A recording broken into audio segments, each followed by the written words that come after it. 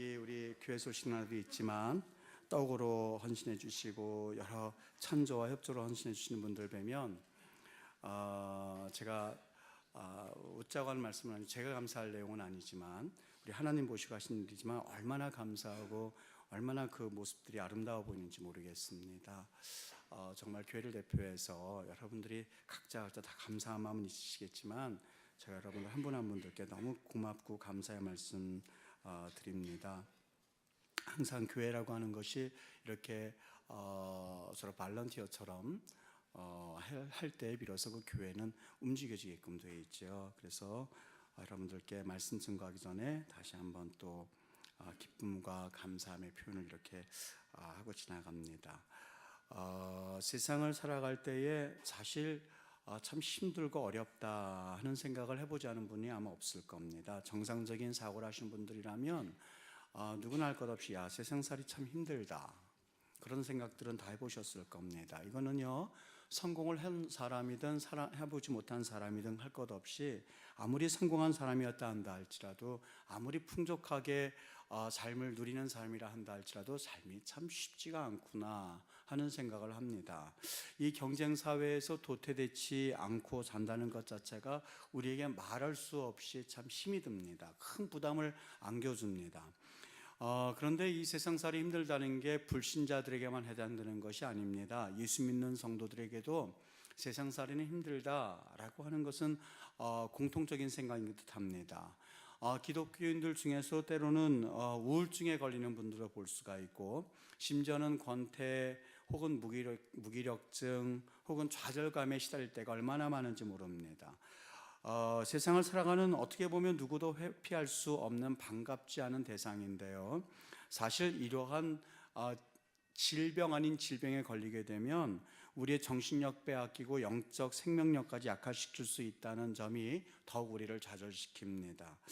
여러분, 그런데 가만히 보면 그래도 어느 정도 예측할 수 있는 고난, 또 예측할 수 있는 힘듦은 그래도 좀 어느 정도 지나가는 것 같습니다. 우리가 이해할 수 있기 때문에 그렇습니다. 그런데 전혀 예상하지 못했고 또 이해할 수 없는 고난이 닥쳐오면 사람들은 더 이상 견뎌내질 못합니다. 특별히 아마 많이 경험해 보셨을 수도 있고 혹은 아직 그런 경험은 없습니다 라고 말씀하실 수도 있는데, 모함을 받아서 이유 없이 억울하게 고난을 겪어나갈 때 우리는 곤혹스러워서 더 이상 견딜 수 없는 고통을 느끼곤 합니다. 여러분, 이때에 우리 어떻게 하면 되겠습니까? 정말 우리 그리스도인들은 성경에서 정말 그러한 고난을 겪은 사람들은 어떻게 살아갔는지 하는 것을 한번 저희들이 바라보면서 우리도 역시 그 가운데서 삶의 어려움과 고난 가운데 살아가는 방법, 해법을 찾아보실 수 있어야 된다고 봅니다. 어떤 목적지에 이를 때에 내비게이션이 없이 가는 사람은 없을 겁니다. 목적지에 이르기 위해서는 반드시 내비게이션이 있어야만 합니다. 내비게이션은 우리가 어디로 가는지 어느 목표에 도착하는지를 정확하게 알려주기 때문에 우리는 항상 길을 갈 때에 내비게이션을 가지고 가는 경향이 있습니다. 마찬가지입니다. 우리 인생에 고난이 닥쳐왔을 때에 내비게이션을 보고 가는 것처럼 성경의 인물들이 어떻게 그 길을 걸어갔는가 하는 것들을 우리가 살펴보면 우리도 역시 어떻게 걸어갈 수 있는지에 대한 해답을 찾을 수 있기 때문에 그렇습니다. 저는 그래서 오늘 요셉 이야기를 통하여서 우리 그리스도인의 고난이 찾아올 때에 우리 그리스도인은 어떤 모습으로 살아갈지에 대한 해답을 좀 한번 생각해 보고자 합니다. 여러분, 요셉은요, 자기를 상징하는 11볕단이 자기의 절하는 꿈을 꾸었던 사람입니다. 한 걸음 더 나아가서 11별과 부모를 상징하는 해와 달이 자기에게 절을 하는 꿈을 이야기하면서 흔히 사람들은 요셉에 대해서 이야기할 때에 비전의 사람, 또 비전에 대해서 이야기할 때 흔히 요셉에 대한 이야기를 끄집어냅니다. 물론 그의 꿈에 대해서는 여러 가지 해석이 가능합니다만 저는 그의 꿈이 그가 가진 비전을 표현한다기보다도 하나님께서 그의 꿈을 통하여서 앞으로 되어질 일을 보여준 것이라고 생각을 합니다. 그렇게 보는 것이 옳지 않을까 하는 생각을 합니다. 진정 요셉의 참 모습은 그의 꿈속에서 발견되어지기보다는 오히려 꿈과는 정반대의 비참하고 냉혹한 현실 속에서 발견되어진다고 생각을 해요. 어떻게 보면 인간으로서는 더 이상 어떻게 저렇게 더 낮아질 수가 있을까라고 생각할 만큼 그의 삶은 비참한 가운데 처해졌던 인물입니다. 여러분 아시지요? 형들에 의해서, 다른 사람이 아닌 자기의 형제들에 의해서 팔려갔던 사람입니다.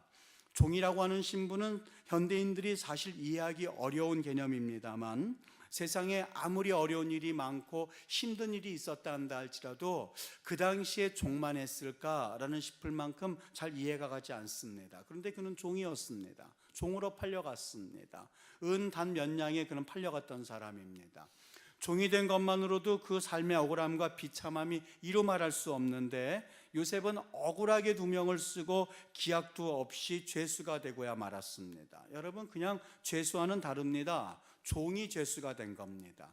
종이었을 뿐만이 아니라 그 종이 죄수가 되었습니다. 사실 기약도 없이 갇히는 죄수가 되었거든요.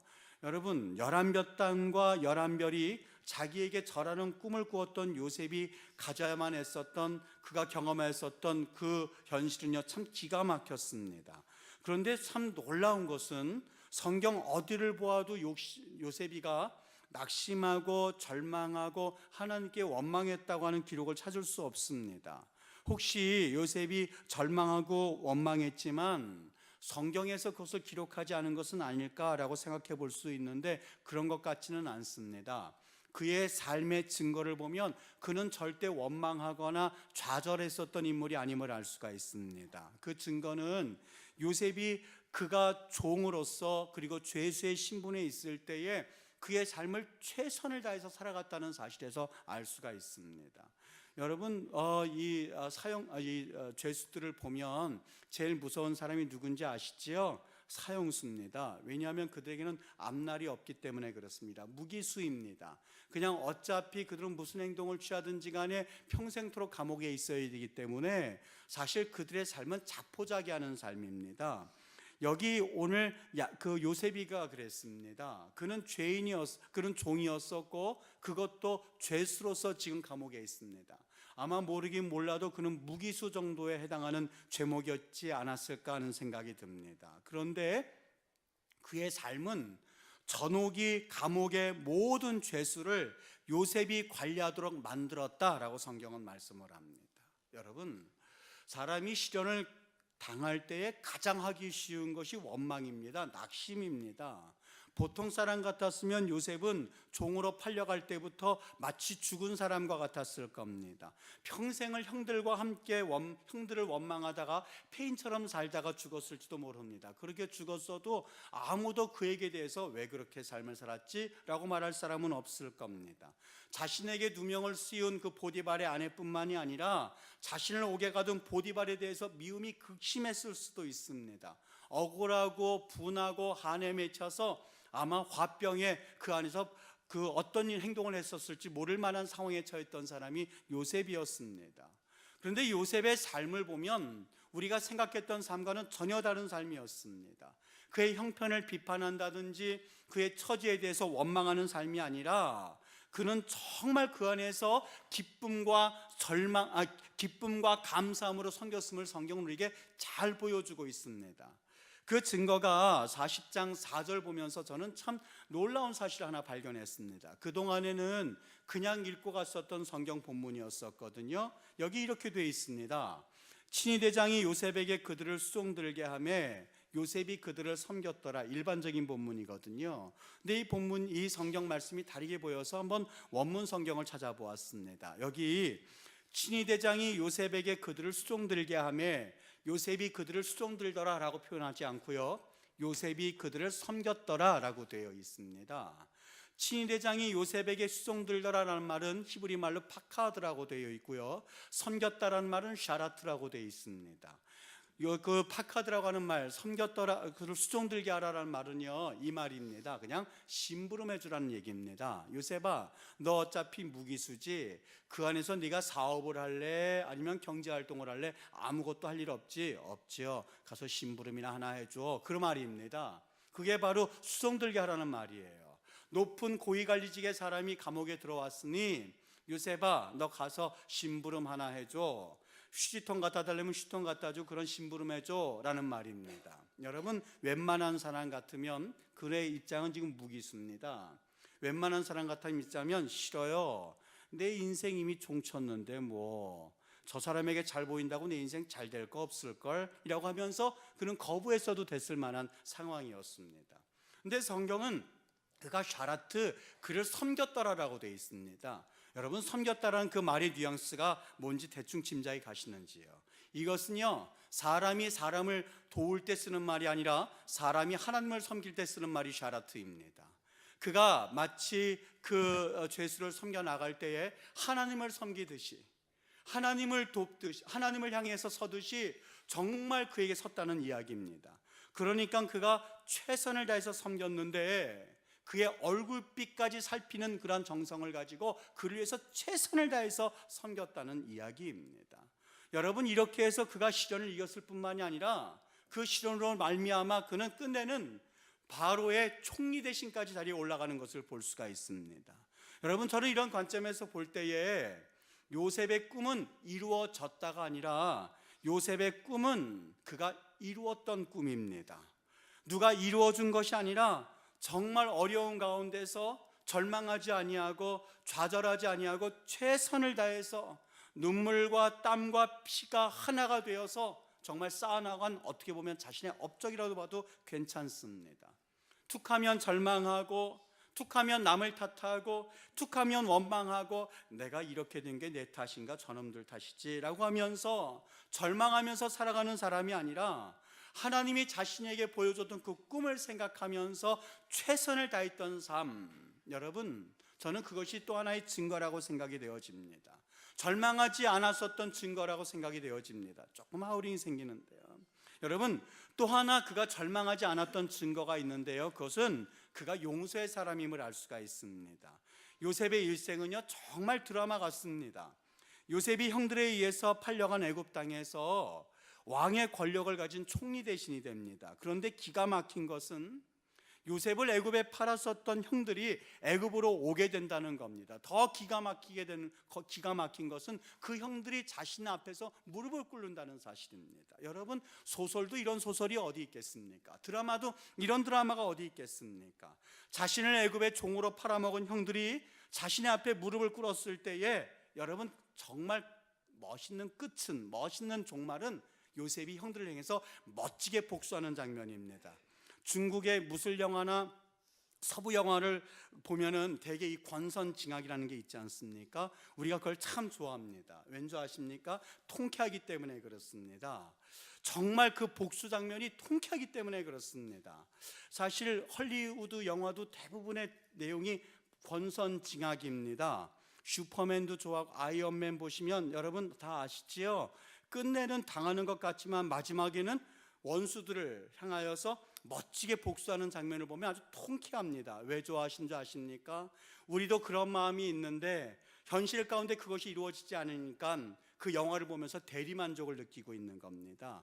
여러분 이런 관점에서 봤을 때 정말 이 이야기가 멋있게 마무리 짓기 위해서는 요셉이 자신의 형들을 향해서 통쾌하게 복수하는 장면을 생각해 볼 수 있어야만 합니다. 그런데 뜻밖의 요셉은 형들에게 복수하지 않습니다. 그를 용서합니다.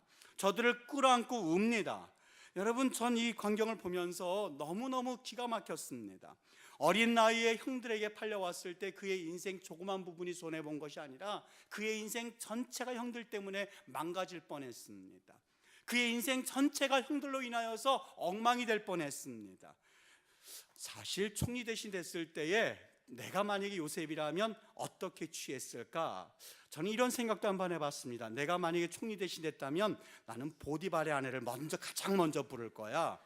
불러서 그때 왜 그랬지? 내가 정말 당신을 어떻게 했길래 그렇게 했지? 라고 하면서 저는 물어봤을 것 같아요. 여러분들 가만히 있는데 아마 여러분들도 크게 달라지는 않을 겁니다. 그럼 복수의 심정이 누구에든지 있기 마련입니다. 근데 요셉은 그렇게 하지 않았습니다. 형들에게 복수하려고 하지 않았습니다. 형들을 속이고 형들을 대화하다가 형들에게 대해서 얼마나 마음이 타는지 나가서 울고 왔다고 할 만큼 요셉의 마음은 용서의 마음으로 가득 찼던 사람입니다. 참혹하게 복수해야 될 자리에 거긴 용서가 있었고, 참혹하게 복수할 자리에 거긴 사랑이 있었고, 거긴 눈물이 있었던 사람입니다.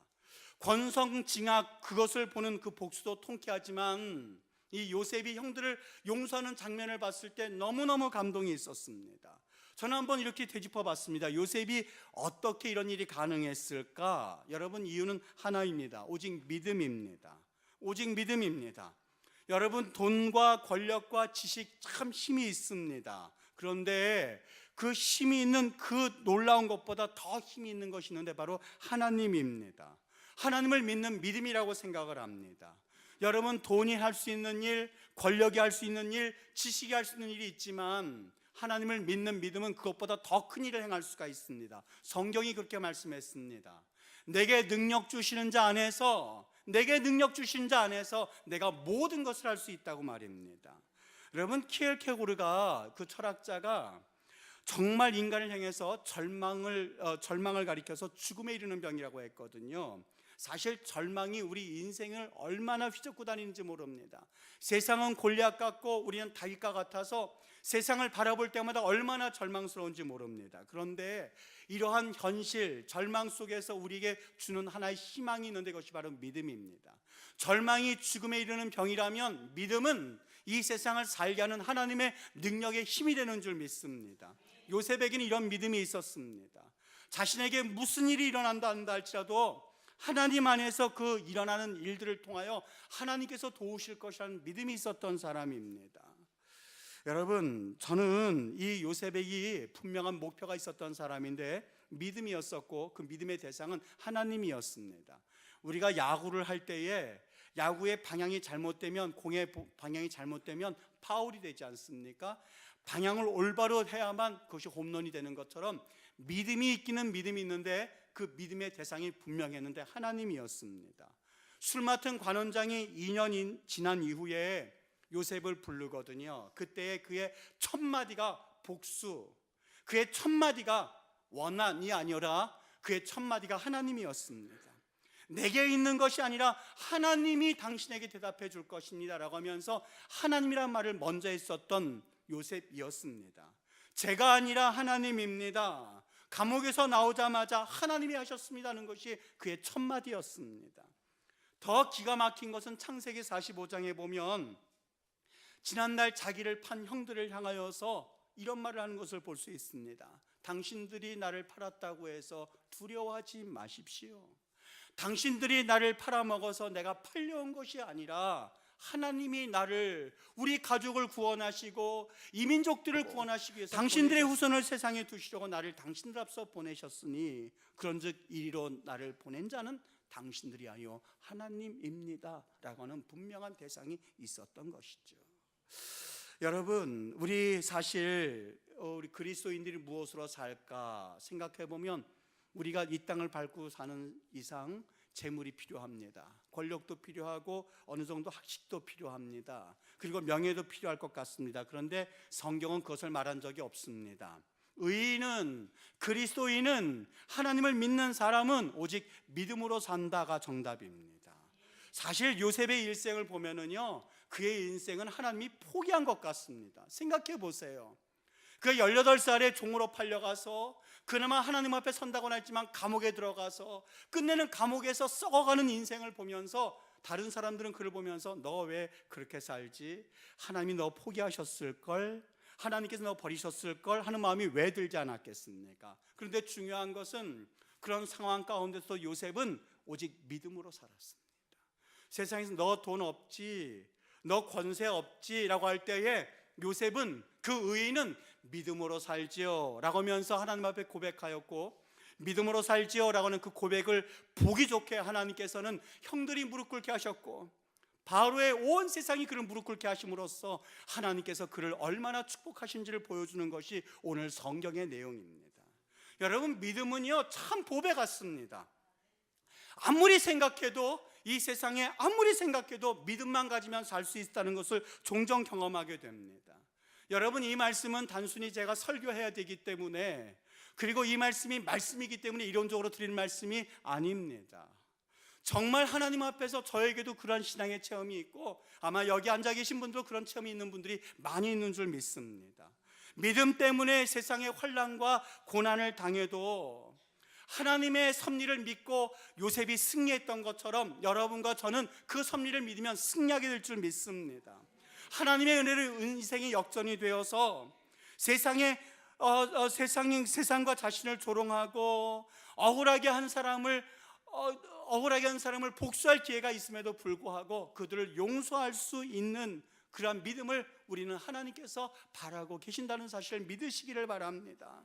사실 가만히 생각해 보면 잠시만 좀 세상과 타협하게 되면 세상의 부귀를 누릴 수도 있고 영화를 누릴 수도 있을 겁니다.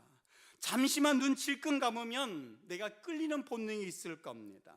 잠시만 눈을 질끈 감으면 사실 할 수 있는 일이 많이 있을 겁니다. 그러나 나를 사랑하시는 하나님, 나와 함께 하시는 하나님이 계시기 때문에 우리가 세상에 취할 것을 포기하고 하나님 앞에 순결을 가지고 있었던 요셉을 바라볼 때에 요셉을 승리케 하신 하나님은 곧 우리도 승리하게 하실 줄 믿습니다. 여러분, 하나님은 우리에게 다시 한번 말씀합니다. 의인은 믿음으로 산다고요. 그 말이 아무리 생각해도 맞는 것 같습니다. 믿음 하나면 충분한 것 같습니다. 정말로 하나님을 믿을 수 있는 진정한 믿음을 가질 수만 있다면 그 믿음으로 말미암아 우리에게 꼭 필요한 삶의 요소들을 하나님께서 허락하여 주실 줄 믿습니다. 사랑하는 임마누엘 교회 여러분들, 때로는 절망이 찾아오고 낭망이 찾아옵니까? 그리고 여러분이 감당할 수 있는 너무나 힘든 어려움 가운데 있습니까? 말씀 맺을게요. 여러분, 다시 한번 우리 하나님 앞에서 기뻐하십시오. 하나님께서 여러분과 함께 하실 것을 믿으시고 원망하지 마십시오. 그리고 하나님을 바라보십시오. 하나님께서 요셉을 인생을 역전시켜 주시고 살려주셨던 그 하나님, 그래서 요셉이 살아난 것처럼 여러분도 살아날 수 있습니다. 요셉을 구원하셨습니다. 여러분도 구원받으실 줄 믿습니다. 오늘 이 말씀 마음판에 새기고 이 거친 세상 속에서 우리가 감당할 수 없을 만큼 거대한 저 골리앗과 같은 세상에서 여러분 믿음으로 승리하여서 다시 한번 하나님의 그 거룩한 뜻을 여러분 삶 가운데서 드러내실 수 있기를 바랍니다. 타협하지 아니하고 믿음 가지고 하나님 앞에 설 때에 우리 하나님께서 부어주실 놀라운 하늘의 복을 경험하며 한 주간도 승리하며 살아갈 수 있는 복된 우리 임마누엘 교회 성도들 되실 수 있게 되기를 예수님의 이름으로 간절히 축원합니다. 기도하겠습니다.